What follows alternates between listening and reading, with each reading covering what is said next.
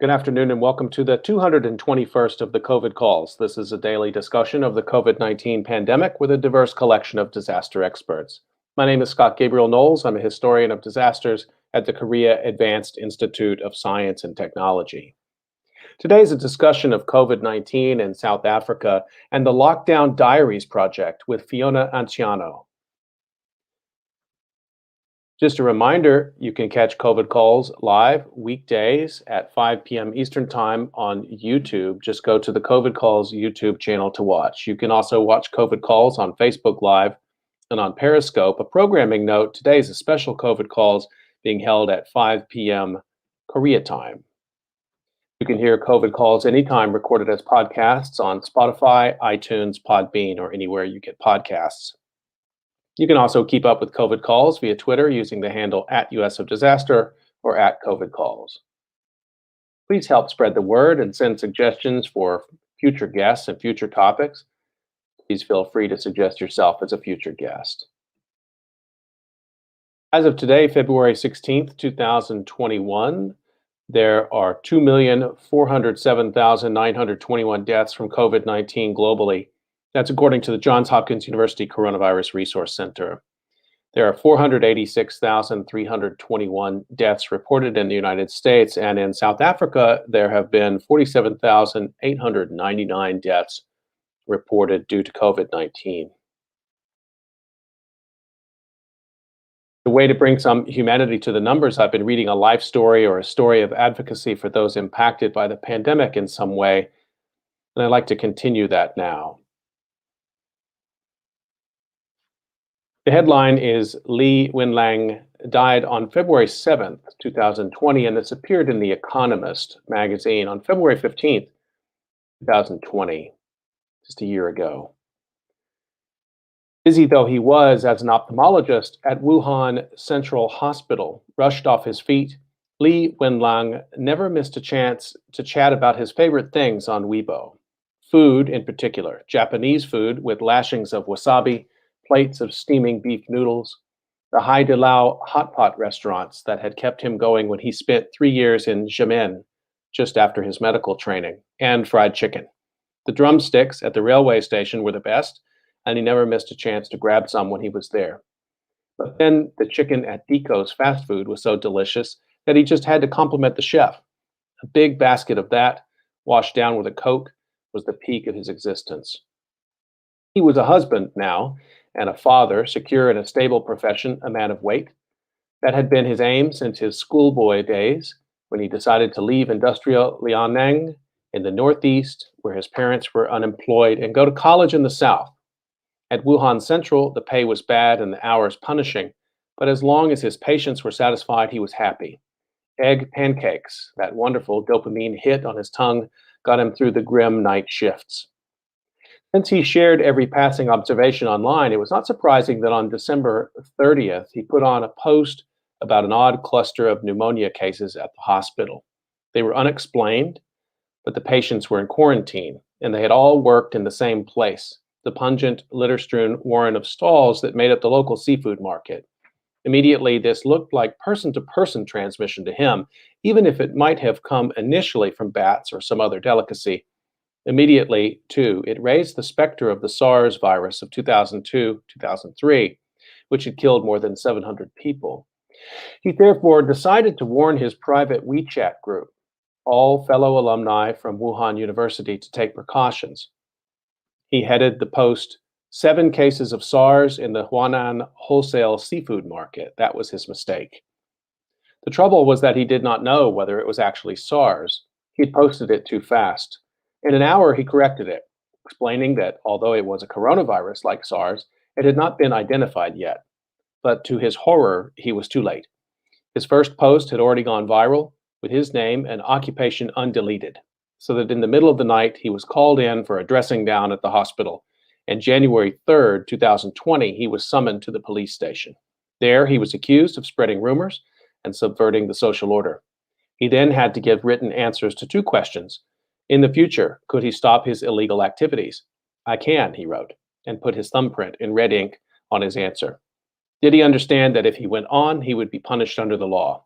I understand, he wrote, and supplied another thumbprint. His birthday resolution, posted on Weibo, had been to be a simple person, refusing to let the world's complications bother him. So much for that.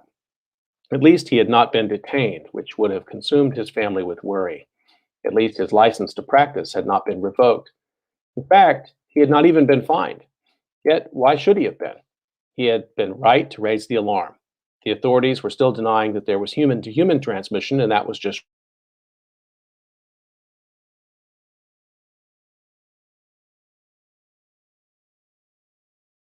a statement of a journalist who had been sacked for asking about lack of safety on the line. The truth mattered. Public safety mattered. Public power should not be used for excessive interference. In this turmoil, though silent as promised, he went back to work, and then he was careless again. On January 8th, 2020, an 82-year-old patient presented with acute angle closure glaucoma, and because she had no fever, he treated her without a mask. She too turned out to run a stall in the market, and she had other odd symptoms, including loss of appetite and pulmonary lesions, suggesting viral pneumonia. It was the new virus, and by January 10th, he had begun to cough. The next day, he put an N95 mask on. Not wanting to infect the family, he sent them to his in-laws 200 miles away and checked into a hotel. He was soon back in the hospital, this time in an isolation ward. On February 1st, 2020, a nucleic acid test showed positive for the new coronavirus. Well, that's it then, confirmed, he wrote on Weibo from his bed. He was an optimistic sort, though the household finances were pretty stretched. He felt sure he would win the big prize in the online lucky grab bag run by Lo Youngha, the founder of the Smartisan tech company, whose products he much coveted, and got that same lucky feeling when he tried to win a pair of AirPods Pro, though he ended up with neither. When it came to this new virus, though, it might take him half a month to regain full lung function. He would soon be back on the front line fighting. After all, he was the man who in 2012, when the world had been supposed to end, had announced on Weibo that he was going to save it. Though if the sun rises as usual, he said, "Don't thank me, I'm just doing my duty." His fame had spread far and wide, too. Reporters, even from the New York Times, wanted interviews. These had to be done by text and via WeChat, since from late January he could not breathe on his own and was hooked up to continuous flow oxygen. It didn't help as much as he expected. His blood oxygen saturation levels got no better. But online, he could go on making defiant and upbeat remarks. There had to be more transparency. The truth was important. A healthy society should never have just one voice. And to the young woman reporter who wanted a selfie of him, as if he was Zhao Zhan, ever perfectly groomed, cute, and slim, he sent an apology, along with the photo of his masked, tubed, and haunted face. Sorry, he hadn't washed his hair for a while.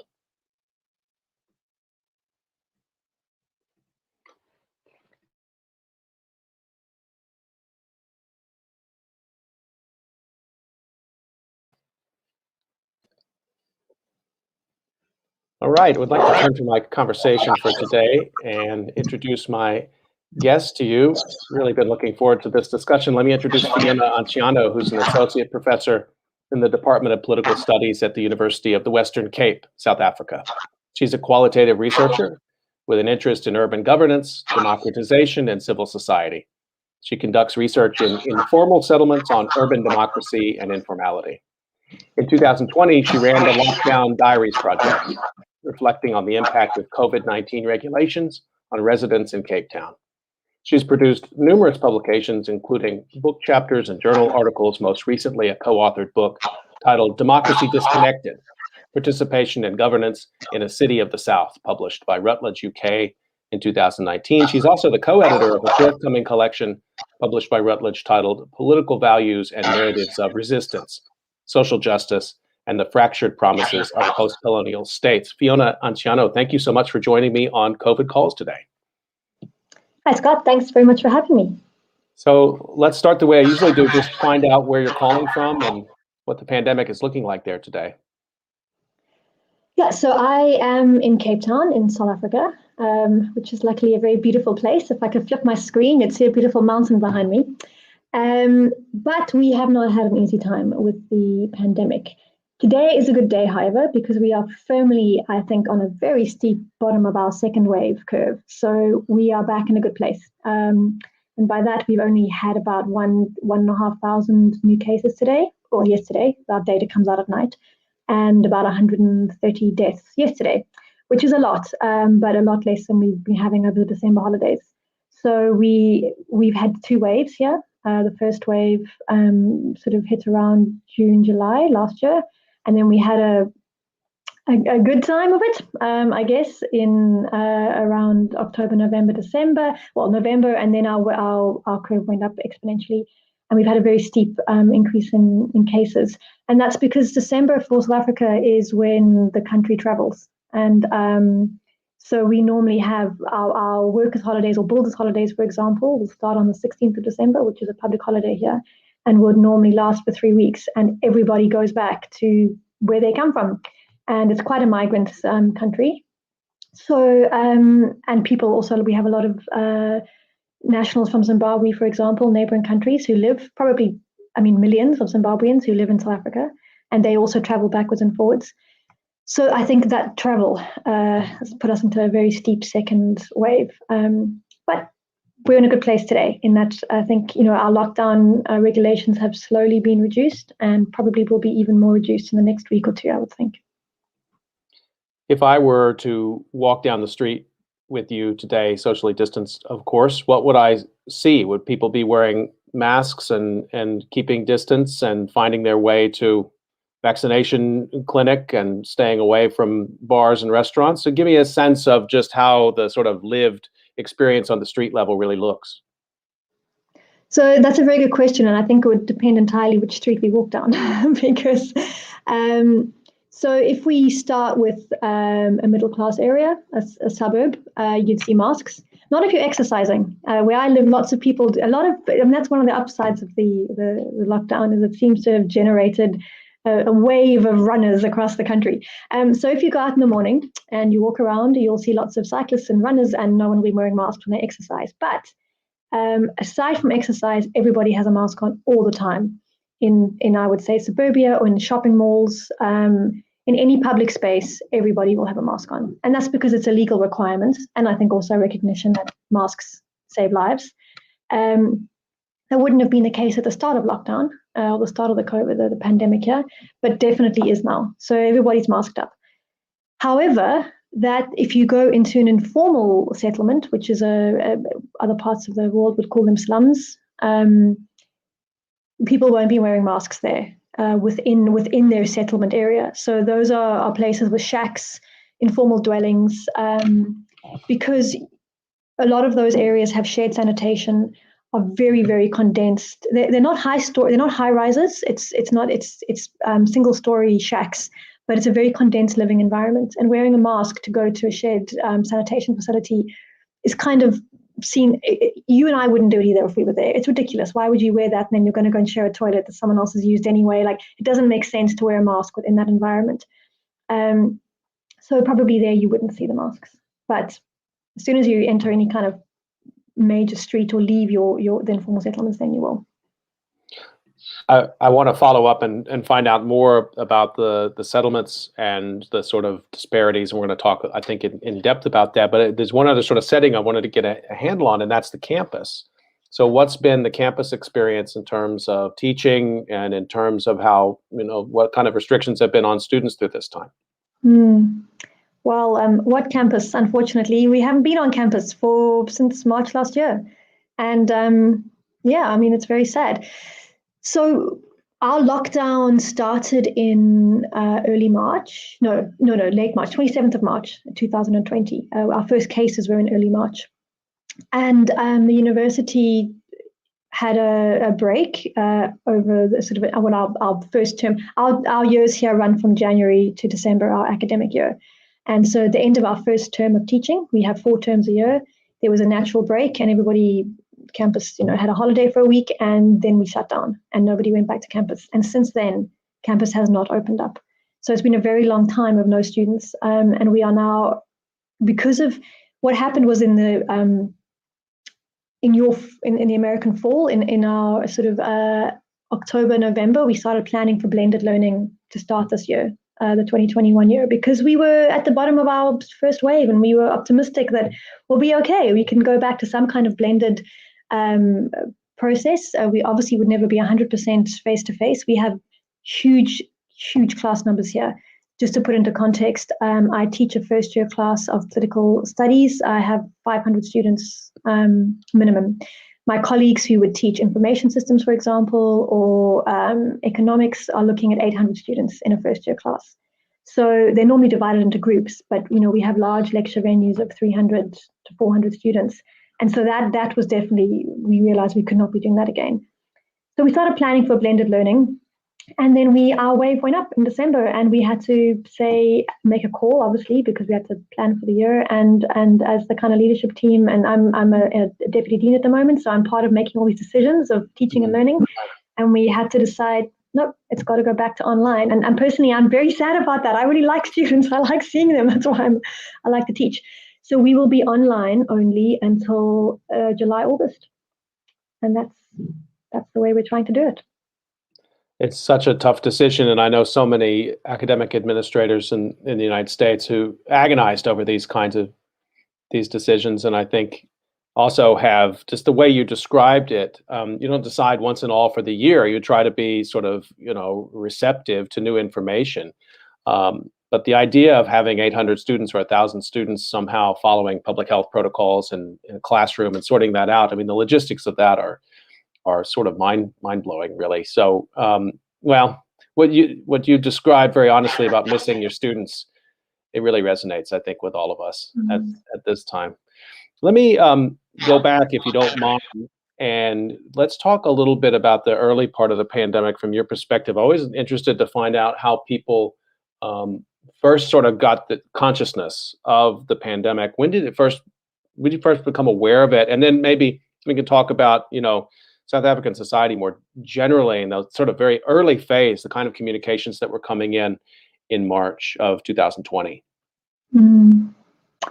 Yeah, so I mean, we first really became aware of it here in very early March, when some South Africans had been in Italy on a skiing holiday, had come back and got sick, and there were about 10 of them had gone and half of them got sick. So the very first kind of patient zero that we knew of was one of these, a man who'd been on a skiing holiday. That I'm pretty sure was not the first case of COVID in our country, because Cape Town is a very good tourist destination, and we have a lot of European travelers here every year, starting in December, January, February. So most likely in January, or maybe more like February, March, there would have been European travelers as well who'd come in with the virus. But that was the first case. And then it was very abstract, because nobody was really sick, and it was very, very limited. And it was, the people who got it first, and the tourists indeed, were staying in, wealthy middle-class areas with, so there wasn't a lot of exposure. You weren't going into informal settlements where there would have been mass transmission. And it took many months before actually people started to get very sick in numbers and started dying. So there were deaths, but there were small numbers. And so I think, there was a bit of a lull in our understanding of what the impact was going to be here. But, the way the government responded was actually quite, they responded as though there was a significant pandemic. And at the time, I thought it was actually an excellent response, to be honest. Many people were like, this is crazy, going into lockdown where no one's even sick and we don't have transmission yet. But I think there was a sense of what had happened in other parts of the world and what a pandemic could be. And so our first case early March, around the 24th of March, I think it was, around then, the president had a televised meeting with, so we call them here family meetings. It's quite funny. So the president speaks often, every few weeks, every month or two, and then it's called, it's a family meeting tonight. And then, at 8:00, we all turn our TVs on and sit in the family meeting. Of course, it's a very odd kind of family meeting because it's one way. Yeah, right. Nobody can talk back. Nope. And there are never any journalists who ask any questions. So it's not my kind of family meeting, but anyway, it's not the way my kids work. But anyway, so the family meeting happened, and we had 3 days as a country to go into complete and total lockdown. and that meant not allowed to leave your house at all, not for exercise. The only reason you were allowed to leave was to go to the shops, and then it could be as an individual. And I mean, it was quite extreme, I have to say. So to go from from no problem, not significant cases, to not being able to leave your home. And we had 3 days to do it. I was actually on holiday. It was just around just before Easter, with my kids and my husband, and we had to pack up and leave and drive home. And so did a lot of people. Everyone had to move and get back to your place of residence. And that's when our hard lockdown started. That's what we called the hard lockdown. And it worked, because if you look at our graph of our cases, most countries have a 0 to 100K, the first 100 days being a pretty steep graph. Ours is steep for a very minor portion of it, and then it tails right off. It tails right off. And so it did really stop us from having a harsh first 100 days. It really did and it gave time to the hospitals. That was the whole point. That was the selling point. The government said we need our hospitals to get ready. So we need to have hard lockdown so they can prepare. And it did give them that space. How well the hospitals used that space, and well, that's another story. But that was the idea. But that's what I wanted to ask you about. Maybe give us a sort of sense of how the South African health system works. I mean, first of all, I'm very impressed, although the harshness of it is equally impressive. 3 days to prepare. I can't even imagine something like that in the United States. But like you said, I mean, that was to buy the health system time to prepare for an inevitability, which would be an increasing number of cases down the line.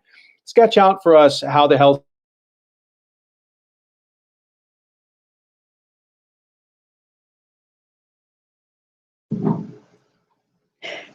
Scott, I lost you there for a moment, but I think you were asking me to sketch out the health system and how it works here. Right. So we have, I'm just going to do very broad strokes. So basically, we have a private healthcare system and we have a government healthcare system.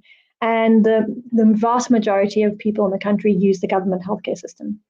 So I think it's just important to sort of flag up for your listeners that South Africa has one of the highest Gini coefficients in the world, which means we are one of the most unequal countries in the world, if not the most unequal.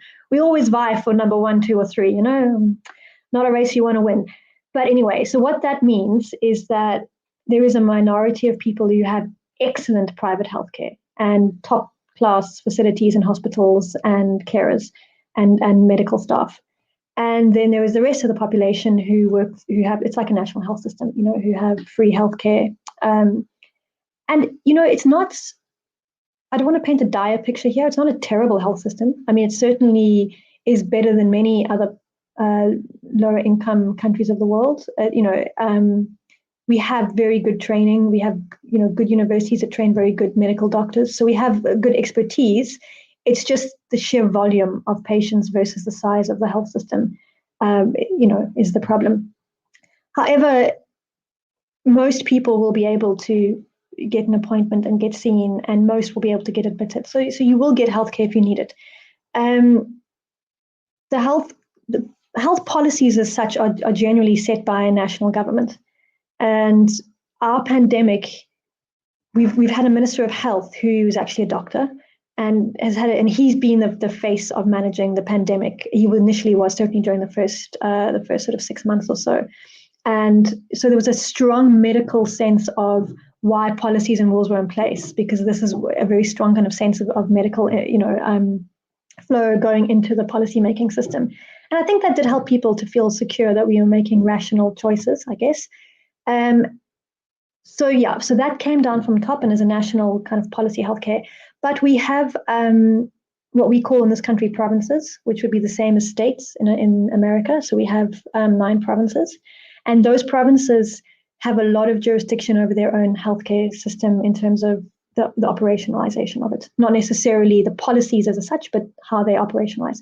And so what we have seen in this country is huge discrepancies in how the healthcare has been managed. So in one of our poorest provinces, a place called the Eastern Cape, where actually Mandela was from, and a lot of our leaders come from that area. But it's a very poor area. It's a predominantly rural area, and it hasn't done well under mass urbanization because the youth have all moved to the cities. And so what's happened there is people have become ill, the transmission. The Eastern Cape is where, the South African strain, I don't want to using that term because it's not really fair. I'm sure there are other countries that have strains too. I'm not a doctor or medical, but anyway, it's got a technical name. I don't know. But the South African strain came from patient zero there in the Eastern Cape. So there we've seen very poor healthcare services, major human rights issues, and a lot of poor service, extreme poverty. And while the estimated deaths are the highest in the country, they're not that high if you look at them. But then if you take into account what excess deaths, actually they're extremely high. They're as high as the major epicenters in Italy or New York, for example, if not higher. In fact, probably one of the highest in the world. So obviously documentation and what is documented is always different to what happens in reality too. However, the discrepancy then happens, in Cape Town, where I live, in this province, it's got a very good medical system and very well maintained and administered hospitals. So while we've also had quite high death rates, the care has been at a much higher level and access. And then, of course, if you're in the private system and you've got medical aid, which most professionals would have, you're okay. You're then going to see your GP and you're going to pay, but you're going to get good service.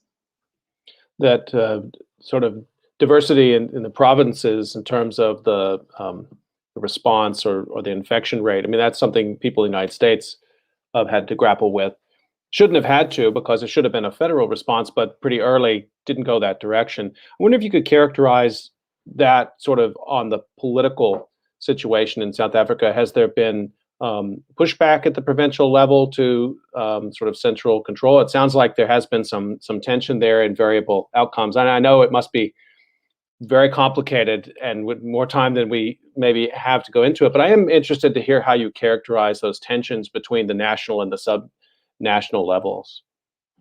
Yeah, so South Africa has a ruling party, the ANC, African National Congress. That was Mandela's original party, and that's the History Liberation Struggle Party, and they're still in power, and they have been in power since 1994.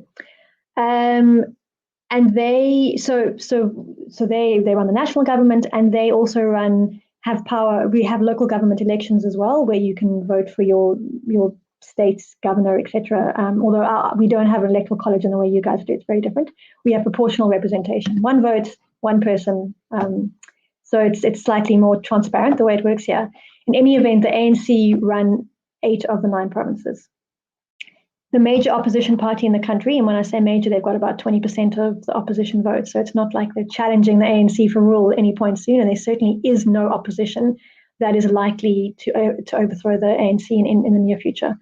Our opposition is very disparate and broken and a very bad place right now, actually. It's probably at its lowest ebb in, 20 years.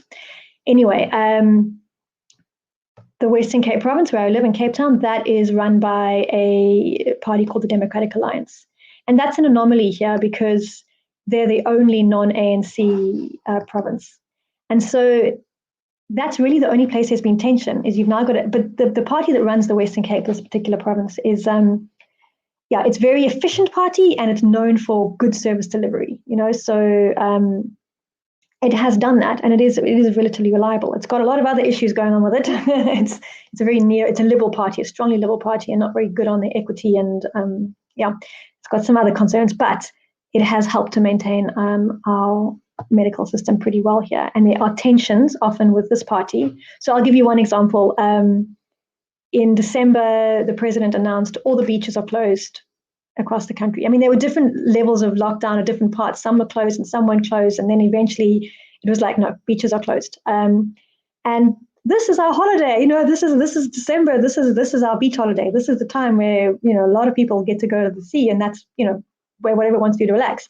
It didn't go down well, but it was sensible because also you have massive congregations in certain beaches. But what happened was where the DA, the Democratic Alliance, rule along one of those parts of the country, there was a massive impact on tourism and economic stability of that part. And the DA took the government to court to say, you cannot close beaches here because you're decimating the economy. So there's been a lot of tension. The DA has taken the ANC to court and the government to court quite a lot over different policies. Another one they've challenged is smoking. So this might be interesting for your listeners, because I don't think this happened anywhere else in the world. But our lockdown prohibited the selling of cigarettes and the selling of alcohol. So we've had alcohol banned pretty much half the year, actually, last year, which is very interesting for a country that is got extreme levels of alcohol abuse, actually. We were up there with Russia in terms of addiction to alcohol and alcohol abuse. And so to ban alcohol had also a significant impact. The reason for the alcohol ban was because it freed up trauma centers in the hospitals. And it is very evident that it did. That you can track from the day alcohol's banned, sales of alcohol. Obviously, you can drink your old stock if you've got some left over, but you can't go and buy any, and you certainly can't have any in a restaurant. Then trauma cases did go down. But the rationale, so people could sort of vaguely accept that, but the rationale for banning cigarettes, the sale of cigarettes, was never clear and never has been. And so the opposition party took the government to court around that as well. So yeah, there is tension there, but it's not enough tension to ever threaten the kind of power of the ruling party. Just want to remind everyone that you're listening to COVID Calls, and today we're talking about COVID-19 in South Africa, and we're going to talk about a tremendous project called the Lockdown Diaries Project with my guest, Fiona Anciano. You can get your questions in on the YouTube live chat. You can also put them up on Twitter if you want to. Just be sure to tag at US of Disaster. So I did want to ask you about this. Like so many social scientists I've talked to, you're living through this, and at the same time, you came up with an idea for a creative real-time response project to get a sense of how people were processing this pandemic. And it's I talked with some guests earlier back in 2020, Sarah Willen at the University of Connecticut and Kate Mason at Brown, who'd done a project called the COVID-19 Journaling Project. And so listeners may have heard of one take on this, but I'm really fascinated to hear about yours, Fiona. What gave you the idea, and how did you begin to deploy this project? Yeah. Well, I had been working with some colleagues looking at how people in informal settlements, I'm not sure what language to use for your listeners. I mean, we don't use the word slums, but if that's easier to understand, we can say slums, deal with shocks, environmental and shocks to their environment. In particular, fire, for example, or flooding. So how would someone living in a precarious situation in a slum deal with the crisis in real time? And we've been trying to understand the impact of a massive fire in one of the informal settlements I was researching. And as I was driving home after the lockdown was announced, and we were looking at, as we were driving along the roads through the country, you could just see hundreds and hundreds of people queuing outside banks, outside shops. And it struck me that this is a moment in history that we need to understand. This is unprecedented. We've never been told ever in our lives, not even under the harsh environment of the 1980s where we had states of emergency during apartheid. No one's ever been told you have to live in your home and not leave it. This is a shock. How will people respond? And it struck me, well, I'm a researcher. I should be researching this, and you're never going to get a better time, and we can research it in real time. Of course, so the idea was very nice, but then how do you turn that into reality to make it, a robust and ethically research project? So I contacted my colleague I've been working with. She was at the University of Edinburgh, S.J. Cooper-Knock, and I contacted some of my researchers who are studying with us, postgrads, a PhD and some master's students who'd been researching in the field with me. And we had a team meeting and said, guys, what should we do about this? And we brainstormed a whole lot of ideas. And we decided to do WhatsApp diaries, basically, and to use our networks. So we were very quickly able to get funding from the University of Edinburgh, which was great, to allow us to pay all our respondents for their time. We were very keen on that as well, because at the time, there was a strong sense of anyone who's ever worked in an informal settlement understanding that people were going to be hitting poverty and hunger. And if you couldn't leave your house, you can't work. And most people live on the breadline day to day. So what was the impact of that? So we didn't want to add something else to their time without giving them some payment. So we got funding for cash stipends that we could pay through a phone. And we reached out to our networks. And very quickly, I must add, for any academic listening, we got ethical clearance from 2 universities in 1 week. So that was a record. But aside from that, which was wonderful because it meant we could then actually do the project very quickly. So we got off the ground within 10 days of the idea we were researching. We had diarists. And we then had 70 people across Cape Town. So we decided to reach out to a kind of demographic selection. We wanted wealthy. We wanted across the color spectrum. So in South Africa, we have black, white, and Indian, and we have a community called colored, which I know is an unusual name to use in other parts of the world, but they're called the colored community here. And so we wanted to talk to people across that spectrum. We wanted to talk to different genders, and we also wanted to understand people who live in different kinds of physical infrastructure, buildings, shacks, suburban homes. And through the team, using all of our networks and resources, we managed to get 70 people who represented that. And it was a wonderful time where everyone came together. And yeah, so we then had diaries where we asked prompt questions 3 times a week, every second day. Basically, we'd send out a diary prompt on WhatsApp, and we'd ask people to just respond in a few sentences. And the prompts were so we spent a lot of time thinking through how you ask these prompts very carefully. So it was sort of like, when you design a survey, you've got to think very carefully about each question. It was like that. So there was a lot of backwards and forwardsing and testing out, but we ended up with our prompts that got sent out, and they would genuinely would be asking about current issues.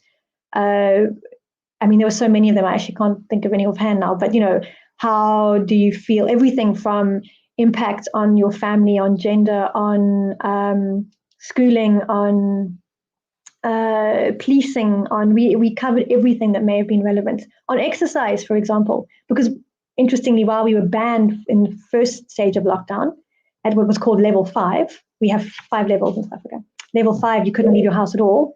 Level 4, you were allowed to go out and exercise between the hours of 6 a.m. and 9 a.m. in the morning within a 5-kilometer radius. So it was really interesting because suddenly we saw across the country people who had never bothered to go for a walk, all going out and running every morning between 6 and 9. It was really Everybody's funny. out. Those 3 hours, the whole country's out. Of course, that was during winter, so you couldn't really go between 6 and 7 because it was dark. So it actually ended up being 90 minutes where everybody in the country was out in the same space. So I have never seen more congestion or more people together in one space ever. I would leave my door and be like, who are all these people? I imagine everybody in every house in the street you live in coming out for those 90 minutes because that was the only time you could leave your house.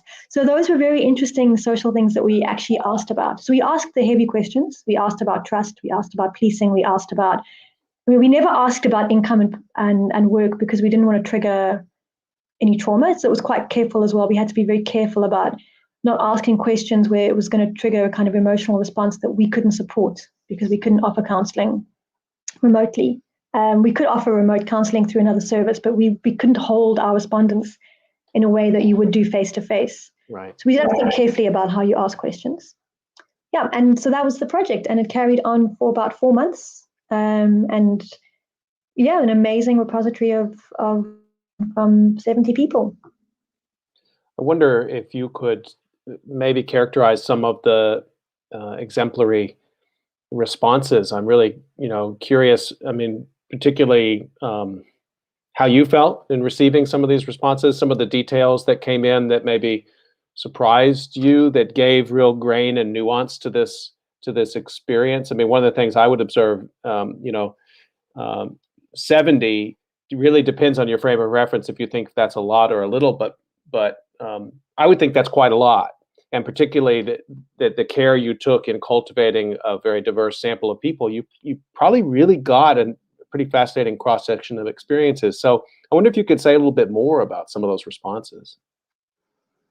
Yeah, no, absolutely. I have to say this was very much a team project, and there were 5 of us. And if everybody wasn't holding their respondents, we would never have been able to manage because, sure, if you're doing a quantitative study, 70 is nothing, but for a qualitative study, 70 is a lot, actually, particularly in real time. So, do you want to take a second and name check the team at some point, or we want to make sure we acknowledge the rest of the team? Yeah, I would like to do that. I'd like to also share their images as well. So what we found, there's so much that was interesting. It's hard to pick and choose between particular ones. One of the interesting things I think was that some of the discrepancies you might have thought would have been stronger across. So let's talk about gender, for example. What was the gender burden of the pandemic? Did it actually affect women or men? And I'm not talking about the illness, but the impact of now being locked down at home with your family, homeschooling. If you were lucky, you had some kind of homeschooling, but mostly no schooling. What were you doing for months? Who carried the burden of that? What did it mean? And what we found, interestingly enough, is that actually it wasn't. I would have thought initially, understanding my knowledge of gender bias here, that the poorer communities would have suffered more. Women in poorer communities would have carried more of the burden. But actually, we found that was kind of across the board, that women generally was finding. So we have some of our respondents in the wealthier areas quit their jobs because someone had to look after the children all day. And what was interesting as well is that in the wealthier areas, most people would have domestic workers who come in every day. And domestic workers obviously couldn't come in anymore because they weren't allowed to travel or work or leave home. And so suddenly you had families who've had help their whole lives every day for 8 hours a day with no help. And now it's cooking and kids and cleaning and managing a full-time job. So that was quite interesting. The gender burden, yeah, that was something we definitely saw coming across all our respondents generally. Although some women use it as an opportunity to step up and take community leadership. So we had quite a few in the informal settlements who said, actually, this is our moment now to step up and to say, we need to organize what's happening in our community, and I'm going to take on that role. So I guess what I was saying, one of the interesting things about the impact was that the gender roles were thrown up in the air, because suddenly you also now had men who had never had to worry about, in informal settlements too, about feeding their kids, weren't generally home for that anyway. Now they're home all day, every day with their children. And some said, I've never bonded more with my family. It's been the best thing that ever happened to me. Some of the men said that too. So there was a very interesting that unintended consequence of lockdown that, really opened up that conversation.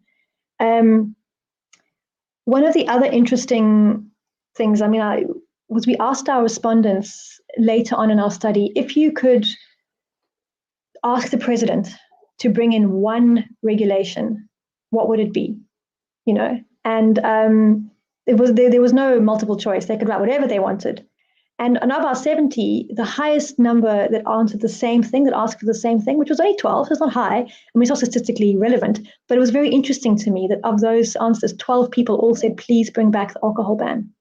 And I was stunned by that. I was like, of all the things you want to ban alcohol? But actually, what had happened is it really shone a spotlight on alcohol abuse problems. And again, not just in informal settlements, but across the country as a whole.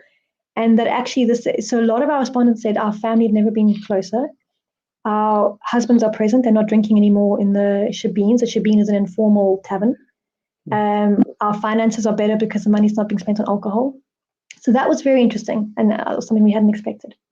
And then a last example that was also quite interesting is we sent off some of our findings just for some peer review, just not for publishing. We actually haven't published yet. Oh, bad academic. Anyway, but just to get some kind of feedback from from colleagues who work in the area. And one person said, none of your respondents ever actually talk about being sick or going to hospital or having the virus. And we suddenly stood back and we were like, you're right.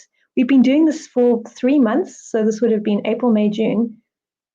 And actually, COVID itself as an illness is just not what's on their radar. They're dealing with all the consequences of lockdown, income, transport, family, all of these, education, all of these consequences of not being able to work and live a normal life. But very few of them have actually been sick, if any, really. Maybe a handful in the end were. And I think they'll be very different now. I think that would have been different had we been doing the diaries in December. But at that point, we kind of went, isn't this interesting? There's a huge, massive lockdown and all these consequences and a fundamental change. But actually, the illness itself is not coming up in the diaries at all. So that was quite interesting. That is thank you for sharing all those observations. And particularly that last one really hits hard, I think, for disaster researchers who know that quite often, if you're studying a disaster, the agent that everybody seems to be focused on, if it's the flood or the fire, it's not that it's not real, it's not happening, it's not affecting people, but it's quite often not what's bringing misery or what's bringing solidarity. That it's these many other phenomena which seem to be around the edges, but what you've described may be the central experience that people will remember, a closeness of family time. I've heard other people talk about that experience, or a distance in family time, or whatever it may be. I wanted to follow up on one aspect, because one of the things I like about the site that you have, and everybody should go and check out the lockdowndiaries.org site, and we'll be sure to put that up on Twitter as well, is there are also some synthetic essays that the team seems to have generated along the way. So you create a kind of a mesospace for some thinking about what's coming in, which I'm sure provoked, further research and further questions as you went. And I was curious to see how the questions around racial justice and inequality had worked through your project. And I just want to quote one line from one of the essays that's there. And one of the team writes, over the last 7 weeks, the COVID-19 crisis has collided with the everyday crisis that numerous citizens were already facing. Prior to the crisis, many South Africans were struggling with rampant unemployment, exploitative work, and limited state services, which all continue to be shaped by the racist legacies of apartheid. So I wonder if you comment about that stream of the research a little bit, how you found sort of the legacy of apartheid through this, and how the sort of COVID lockdown interacted with the racial tensions that are existing in South Africa today. Yeah. No, I mean, I think that's probably the most profound impact of the lockdown. And certainly from what we saw, ultimately, if you look at our diaries and you stand back and you do the analysis, the lockdown, and I'm not going to talk specifically about COVID itself as the illness, but the impact of the lockdown has profoundly exacerbated inequality in this country. And that inequality, and I mean that on every level, education, income, gender, that inequality is all based on the foundation of the apartheid structure to start off with. So, had we not started with such a profoundly unequal society, you may have seen lockdown having a different impact. But all it's done, and to me, this is the greatest tragedy. I'm a very silver lining person. I like to think, oh, what's the upside? Oh, what can the positive thing be? But the truth is, I think if you take a lens 5 years into the future, the impact of this lockdown and COVID is going to have been to fundamentally deepen those troughs of inequality and those silos in which people live in. And I mean, there are some happy stories, which I can share with you as well, but the major impact, I think, is definitely on the education system, which I can talk to you in a minute. But I think the problem was the apartheid structure, and I'm not, the apartheid structure entrenched this kind of racial division that, I think everybody knows about. And what's interesting is that it's not necessarily race that's been the top of the conversation during the lockdowns. People actually, in fact, race has relatively become quite quiet, but that's partly because race is never quiet in South Africa, and we talk about it constantly and all the time and in most public forums. So, when the Black Lives Matter happened, it was important, obviously, but it's like, well, we've been doing this for years. So, welcome to the party, people. We've been. So it wasn't the same emotive processing that we saw in the US or in the UK, for example, here.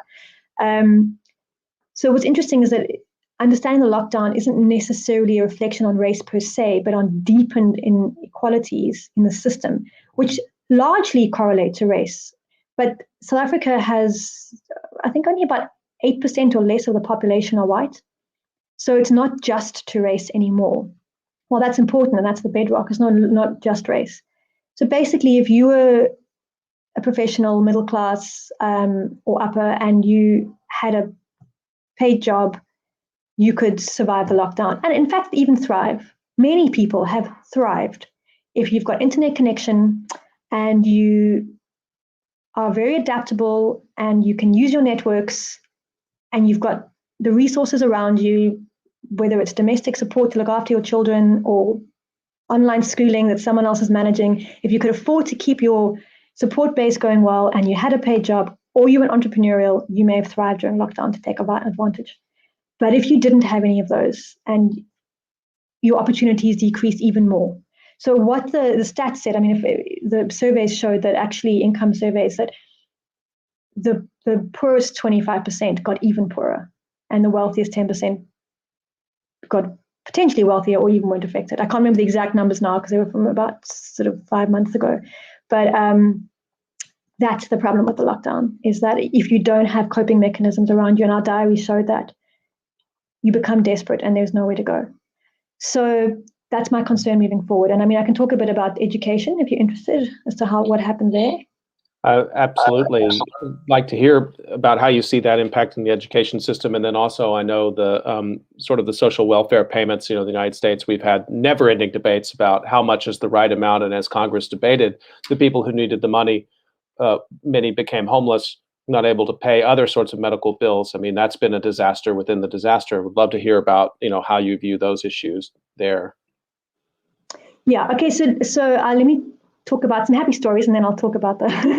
So one of the good things is that the government did quite. I mean, it wasn't rolled out particularly well, but it was rolled out. That there was a 350 rand grant. I'm trying to just do my sums into dollars. Say $20 roughly. I mean, that sounds horrific. $20 a month. That was our. Okay, now I'm saying that out loud in dollars. That doesn't sound very good. It's not a good story, is it? Anyway, people could apply for this grant, and that was a monthly stipend, and that was basically enough to buy some food. But it did work, and millions of people did apply, and millions did actually get it. And they've continued it now for another few months. I'm not sure exactly when it will end. So there was some kind of help. We also have a social grant system here. So we are a welfare state to some extent, as much as we can afford to be. And we do have pensions, grants for pensioners. We have grants, school children grants. We have grants for disabled. So there is a quite an established grant system. And this was now another grant called the Social Relief of Distress Grant. So that I suppose is a good thing. It just had some teething issues with rolling it out. A lot of it was rolled out through WhatsApp, interestingly. And then another relatively positive outcome, it was that a lot of communities in wealthier areas started getting together with communities in poorer areas and forming community action networks. They were called CANs. And so in the area I lived, and in most areas, almost entirely across Cape Town, if you were a wealthy area, you gathered together weekly resources, food, stationery, clothes, whatever you could. And it was given every week to a poorer area. So you were matched up with an area. So and that's still continuing, and that's a wonderful bridging. It's obviously got some ideological issues, and you've got to work through power relations and all of that, but it's a start to trying to understand communities. And there's been huge food drives to avoid hunger and that kind of thing. So it's in a way, in an odd sort of way, homelessness is not a huge problem here in the way it is in the States, because you can live very cheaply. There's more opportunity to find somewhere to go and live, where someone will take you in. You don't need to find a formal home or rent an apartment because of our slums. You can be accommodated somewhere. And interestingly, we actually had 2 occupied buildings as part of our respondents. So we had people from 2 different occupied buildings in the city, an old hospital that was occupied, and we had respondents living in that. So they're the home. So we actually had homeless in our study as well. And they were okay. They had food gardens. They got through it. So those are my happy stories. My concern is the longer term, and so obviously employment, jobs, crisis, real problem. We have huge numbers. I mean, our unemployment levels are in the high 30s. So that's a positive estimate of unemployment. But that's not my concern. My concern is that schools were shut down for I don't know exactly how many months. I should, because my kids were home all the time, but I don't work out the dates. But government schools were basically just closed a lot of last year. And while some so my children go to a good government school, and they have teachers that offered online teaching, and they were able to log in and have lessons and classes and keep some level of education. And all children eventually passed the year last year. So the school year was completed. It wasn't written off. However, the majority of government schools in the country would not have been able to offer online lessons. People don't have data, they don't have laptops, they don't have any way and the teachers have no experience. So you now have a system where the majority of children, particularly in the poorer areas, have lost out on half a year of education. They're now being passed to move everyone along the system, but there's a huge education gap that's got to now be clawed back, and a deep fear of COVID now, which is actually causing illness. And I mean, the evidence shows that it's not happening in the schools, but there's still a fear there. So there's still reticence. And the consequence of that, and it's likely that our schools will continue to shut down as we have a 3rd wave this year and probably a 4th wave, because we haven't discussed vaccines, but basically we don't have any down here. Problem, AstraZeneca didn't work so well with the South African strain. So we're not going to get vaccinated till mid-end of the year at best. And we're probably not going to achieve herd immunity unless it happens organically within communities, which is some evidence it is happening in informal settlements for a long time. So we're going to continue closing schools, and if that's not happening across the board, because we also have a private school system, and the private schools are running. And so if you can afford to, you will take your child and put them in a private school, because they're going to be getting either really good quality online education if they're forced to close, but mostly the private schools are opening and it's face-to-face teaching. And so this inequality, and that's what I mean, the inequality is just deepening and deepening and deepening. And who can afford the private schools?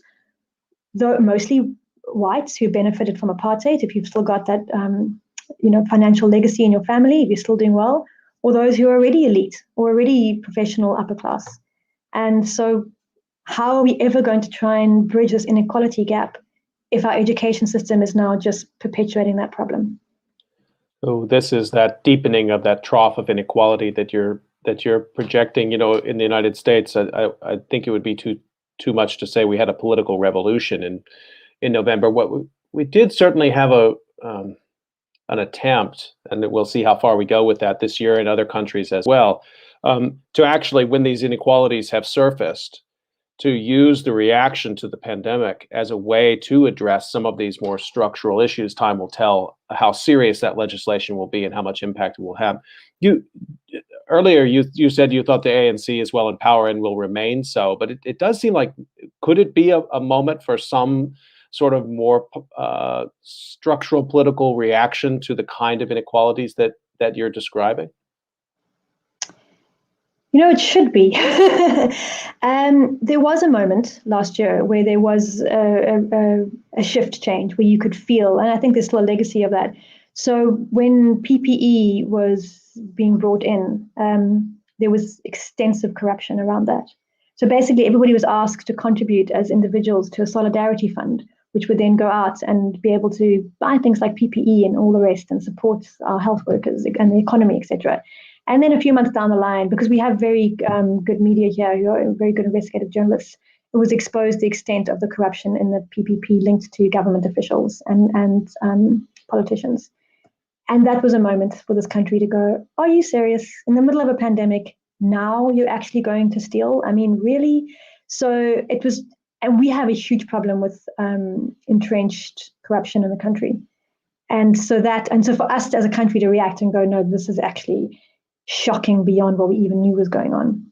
So that has been a moment. And I think the problem, and there was actually a state capture inquiry happening right now, today, as we speak. So it's very interesting things happening yesterday and today with our ex-president Zuma, who is refusing to go to a mandated hearing that he actually initiated when he was president, called the state capture inquiry. And the inquiry is really to understand basically how he captured the state, capture as in used the resources for his own gains. Right. And he refuses to go to the commission. And so the commission chair has now said, well, you're going to go to court then. We are going to jail you. And he's asking the constitutional court to uphold the ruling and to essentially facilitate the ex-president going to jail. Any resonances here? Anyway, so that's happening today. And there's no mass support for Zuma saying, oh, no. I mean, he does have a cabal of people who do support him, certainly, and there will definitely be friction and tension around that. But I think generally in the population more broadly, there is a time and a place now of saying it's enough. So the hope is that this may lead to more accountable politicians and more accountable governance. The problem is, if we keep staying in lockdown, Parliament is happening virtually. All of these mechanisms for accountability where you would meet your ward councillor or you would go and make an input into a town hall meeting are not taking place. We don't even have parish Zoom calls. Maybe we do. I don't know if you follow that in the UK, the parish Zoom call where they're all yelling at each other. So there's just no mechanism where people are able to effectively input into accountability processes. And that's my concern with lockdown continuing as well. So at this present moment, I can't say that we are having any kind of political revolution like you may have seen in the States. There's no mass push for change. There's more, I think, at this moment, a kind of resigned, we've just got to get through this. And then hopefully the energy will come back. I want to remind everyone you're listening to COVID Calls. I'm talking to Fiona Anciano about COVID in South Africa and about the Lockdown Diaries project. And I want to circle back to that. Maybe we're almost up on time, but if you could tell us a little bit about what you plan now with the project. Do you plan to return to it, to the same respondents or new ones, or write up what you have and maybe talk a little bit about, if you want to mention, the members of the team who've contributed as well? Great, yes. So our plan is to write up. We've been so busy. We did all this research and we haven't put it into any kind of academic journals, although we have written up quite a lot of analysis on the website itself. And we have actually also put up a lot of the diary findings. So hopefully others can use that too. But obviously as academics, we know we have to publish in journals and we want to do that. So we're working on that. But what we're going to do is go back to the respondents, maybe not all 70 of them, but as many as we can, and do in-depth qualitative interviews with them to contextualize. So we will then get moving forward and we'll get it back. We want to get the history and we want to get the future from our diaries. And so that will also help us to deepen our research in a much richer qualitative way. So we're still working on it. It's by no means a project that's come to an end. So my team members, SJ Kupanok from University of Edinburgh, Meli Dube, he's a PhD, soon to be a Dr. Dube, I hope, at the University of the Western Cape. Botemelo Pupane, she's also doing her master's degree and she's now at a university in Sweden called the University of West, so I'm happy for her. And Mfundo Majola, who is just completing his master's as well at University of the Western Cape. So it was a great team, and that is also a huge learning for me. Any researcher can't do it on their own if you want to do this kind of research. You need people you trust, and people who trust the people you trust to work with them. I wanted to ask if I just want to sneak in one small little final question, just provoked by methodology, because we have talked a lot. I've talked with a lot of social scientists who have had to adapt their methods in real time, and I'm really taken by your sort of WhatsApp model and your clearance, your IRB clearance that you got in a week. I don't know. We're going to have to find out how you did that and figure out how to replicate that. But will you go back, or to what extent has this maybe galvanized some thinking among you and the team that there are methods that you can get in the field quickly that have merit that we might have dismissed in the past? I've talked to so many anthropologists who've said there's some aspects of this research I really like, and I think I'll take on board going forward. I don't know if you've had that response, or can you just not wait to put the phone aside and get back into, around the table, face-to-face kinds of interview structures? Yeah, it's a really good question. If you'd asked me a year ago, would I ever want to be doing phone surveys or any kind of quantitative stuff, I'd be like, no, it's not me at all. And now I'm like, well, there's a real benefit to it. I think you can get a longitudinal set of data, which you can't get so easily if you're just going into the field. So I am desperate to go back into the field. I mean, I have been. I shouldn't have been during lockdown, but I've snuck in there occasionally when we've had our lockdown eased. So I do think it is important to always. Let me put it this way. I don't think this research would have worked if we hadn't known our communities and hadn't already done research before in those areas and knowing the areas we were working in. So I don't think anyone could go in cold and use a WhatsApp diary type of method to get information from people if you didn't know the communities and the areas and the people and the networks in which you were engaging, because you would have no context and that data would be too thin. You would be getting 3 or 4 sentences, maybe a voice note. It's too thin to be able to analyze.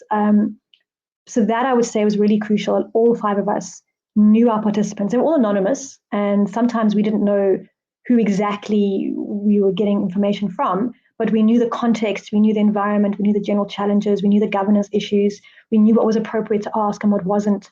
So without that background, the WhatsApp diary is a method I personally don't think would work very well.